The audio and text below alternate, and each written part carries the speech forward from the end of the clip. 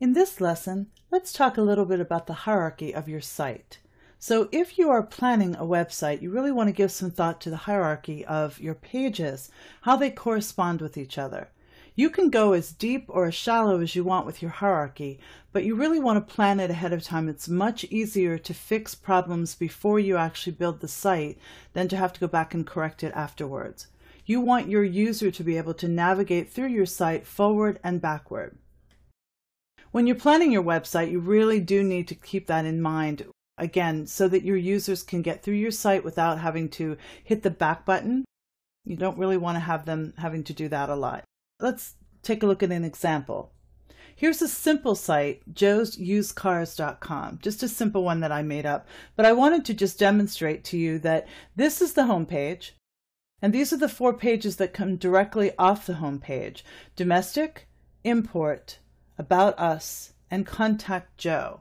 We also have from some of those pages, there are pages offshooting from there. So from the domestic page, we have a new and a used page. From the import, we have a new and a used.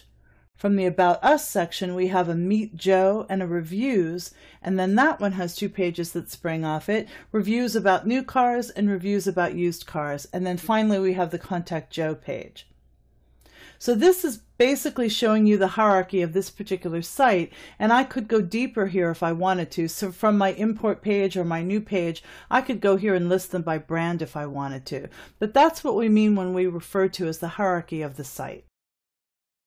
Because there are many ways of arranging and reusing content throughout your website, you really want to think about ways that your content can be reused and some content that's not going to be reused. And taking a look at examples of web design that's out there can really help you to determine how you want your site to look and feel.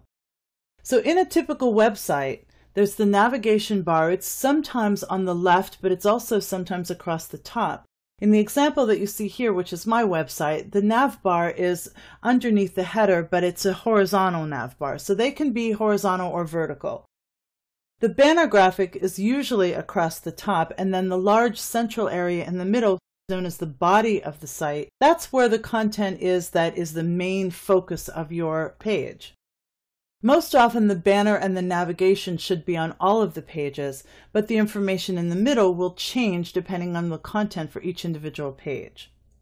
So this just gives you a basic idea of what the hierarchy of your website is. And again, if you think this through in the beginning, think of how many levels deep you want your site to go, and also give some thought as to what is going to appear on every page as opposed to what is going to be independent content separately on each individual page. I think it will really help you in the long run to plan out your website.